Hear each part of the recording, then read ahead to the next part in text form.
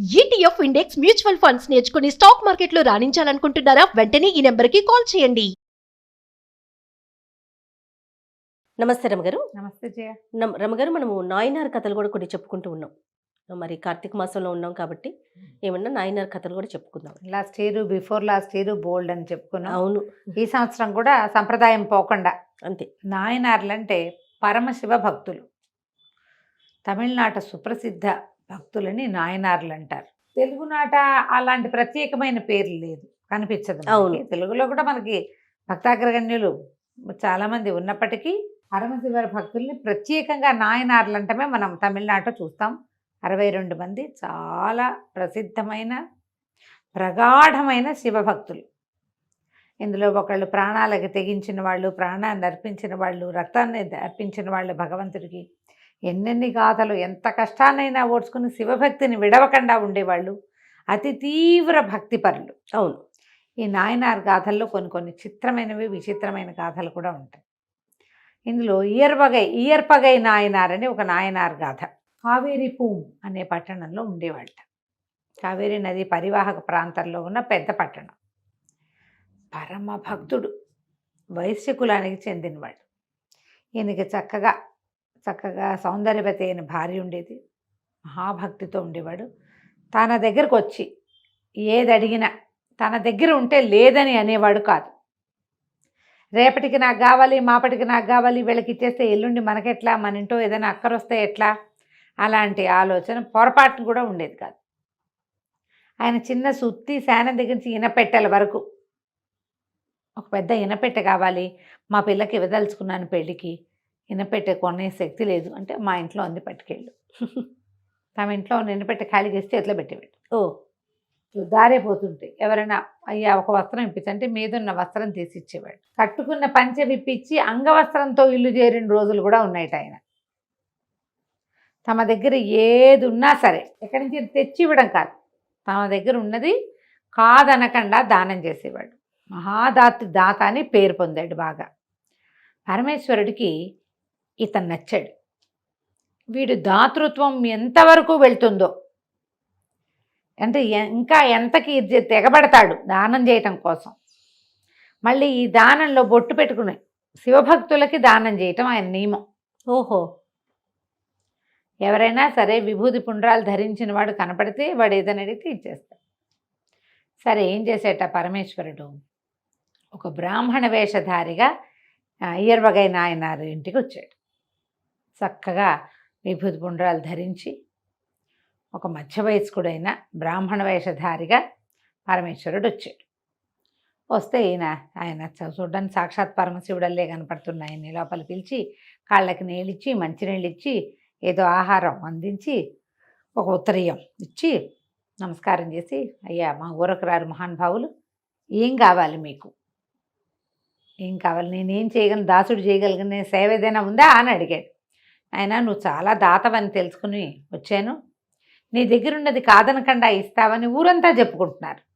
అంటే దానికి ఏం లోటు బాబు, నా దగ్గర ఏది ఉంటే అది, మీకు ఏది కావాలన్నా నేను ఇస్తా, దయచేయండి మీకు చెప్పండి మీకేం కావాలి, ఇంతదని అంతదని ఆలోచించద్దు, ఇస్తే నాకెట్లాగో అని నాకెలాగో ఆలోచన, మీరు కూడా నాకట్ట ఆలోచించపోకండి, అడగండి ఇస్తానన్నాడు. ఆయన మెల్లిగా ఆలోచించి, నీ భార్యను కోరి వచ్చానయ్యా నేను అన్నాడు. అలాగే అవశ్యం స్వామి, తీసుకెళ్ళండి అన్నాడు. ఇయర్పగైన ఆయనారు తన భార్యని ఇచ్చేయడానికి ఆలోచించలే, అలాగే అన్నాడు. అక్కడి నుంచి లేచి లోపలికి వెళ్ళి భార్యకి చెప్పాడు. అమ్మాయి, ఒక ఆయన వచ్చాడు, శివభక్తుడు, విభూతి పుండ్రాలు ధరించి సాక్షాత్తు శివమయుడుగా కనపడుతున్నాడు. మరి ఆయన నిన్ను కోరి వచ్చాటమ్మా, నేను ఆయనకి అప్పచెప్తానని మాట ఇచ్చాను అనేసరికి ఆవిడ నిశ్చేష్టంగా అయిపోయింది. ఏమిటిది, ఏం జరుగుతోంది? కానీ ఒక నిమిషంలో తెప్పరిల్లి, శివభక్తుడు ఏది ఇచ్చినా శివుడికి ఇచ్చినట్టే అని భావిస్తాడు, పరమేశ్వరుడికి దానం చేయబడ్డా నేను అని ప్రాణాలు దిటవ తెచ్చుకుని ఇంట్లో ఉన్న పని వాళ్ళకి ఎవరికో చెప్పి వెనకాల వచ్చింది. ఇదిగోండి నా భార్య, స్వామి తీసుకెళ్ళండి అన్నాడు. ఇంతలో ఏమైంది, ఈ వెనకాల పెరట్లో ఈ కథ అంతా విన్న పని మనిషి పరిగెత్తుకుంటూ వెళ్ళిపోయి ఆ సందులో ఇప్పుడు అప్పట్లో ఏంటంటే కులాల వారీగా ఇళ్ళు ఉండేవి కదా, పక్క ఇళ్లలో ఉన్న వీళ్ళ పెద్దనాన్న పెద్దండ్రి పిల్లలకి వాళ్ళకి ఆవిడ పుట్టింటికి కబురు చేసేసి వీళ్ళు అవి ఇవి చదువుకుని వాకిలకు మంది దిగేసరికి ఆయన చుట్టాలు వచ్చి పడ్డారు. ఆయన చుట్టాలు రాల, ఆవిడ చుట్టాలు వచ్చారు. చెప్తారు. ఇదేమో ప్రతిష్ట. ఎవడో దారిపోయే బ్రాహ్మడికి భార్యను దానం చేయటం ఏమిటి? వాళ్ళ కాదని అరిచి కేకలు పెట్టారు. మాణాకర్రలు తీసుకొచ్చారు కుర్రకారంతా కొంతమంది. ఈయన ఏమైనా సరే ఒప్పుకోలే. దానం అంటే నా దగ్గర ఏది ఉందో అది నేను దానం చేస్తాను, భార్య నాది, నాకు దత్తమైంది, నాకు దానం చేయబడిన వస్తువు ఇస్తాను అంతే అనేసరికి చుట్టాలంతా అరిచి కేకలు పెట్టారు. కానీ ఈయన అన్నాడు, అయ్యా మీరు బయలుదేరండి అని బ్రాహ్మణ్ణి పంపించబోయాడు. బ్రాహ్మణుడు భయం వేస్తున్న వాడిలాగా పెట్టాడు మొహం.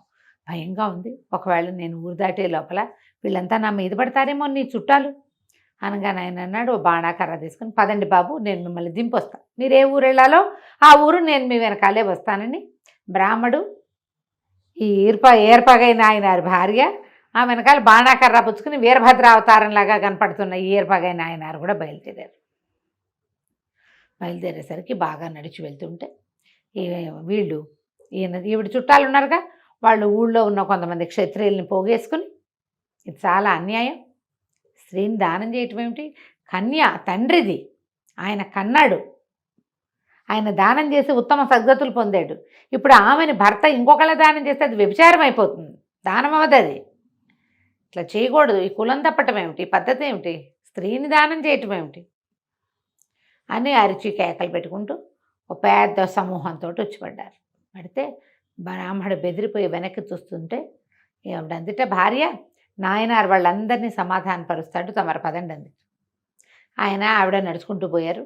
ఈ వెనక్కి తిరిగి చూసిన నాయనారా వచ్చిన మీద పడిన వాళ్ళందరినీ కొట్టేశాడు. కొట్టేసి మళ్ళీ వాళ్ళ వెనకాల నడవటం మొదలుపెట్టాడు. అయితే ఒక మలుపు తిరుగుతుంటే మలుపులో నిలబడి భార్య కనపడిందట.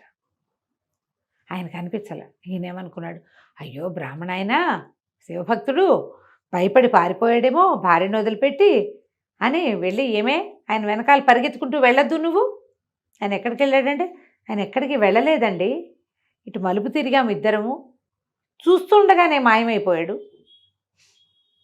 నాకు కనపడలేదు అనేసరికి అటు ఇటు వెతికారట ఇద్దరు.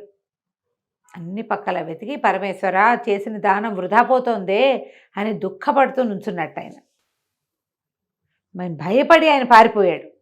ఈ దుర్మార్గుల వల్ల కదా శివభక్తుడు నిరాశతో వెళ్ళిపోయాడు. ఆయనకి ఎంత స్త్రీ అవసరం ఉందో పాపం. దుఃఖపడుతూ నుంచుంటే పెద్ద మెరుపు మెరిసింది. ఆ మెరుపులో పరమేశ్వరుడు కనబడ్డాడు పార్వతీ సమేతుడు.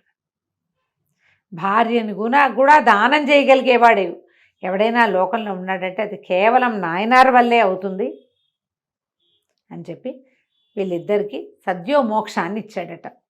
ఆయన దానం చేశాడు, ఈవిడ ఒప్పుకుందిగా. చూడండి, భర్తకు తగ్గ భార్య, పతివ్రత కాబట్టి ఆవిడ ఒప్పుకుంది. వాళ్ళిద్దరికీ వెంటనే సాయుజ్యముక్తిని ప్రసాదించాడు. వాళ్ళ శరీరాలు దొరకలేదు అక్కడ. దూరం నుంచి మెరుపులు మెరుస్తూ ఉన్నది మాత్రం ఈ కింద పడిపోయినగా చుట్టాలు వీళ్ళలో చాలామంది చూశారు. మెరుపులు మెరిసినాయి. దానం తీసుకున్న బ్రాహ్మడు కనపడలేదు. ఎక్కడైతే వీళ్ళు నుంచుని మొదట వాళ్ళకి కనపడ్డారో అక్కడ పచ్చగా బోలెడని మొక్కలు పుట్టినేట దారిలో. అది చూసి ఆశ్చర్యపోయారు. ఆయన పరమభక్తుడు నాయనారు, అందుకనే భగవంతుడు ఇట్లా వాళ్ళని కరుణించాడు, ఇదంతా పరీక్షేనని ఈ దెబ్బలు తిన్న వాళ్ళందరూ పరమేశ్వర ధ్యానం చేసుకుంటూ వెనక్కి తిరిగి వెళ్ళారు కదా కంచికి, మనం ఇంటికి. వా, నిజమైన భక్తులు కదా కదా. అంటే ఇది ఆ కాలంలో అలాంటి తీవ్రమైన భక్తి ఉండేది జయ.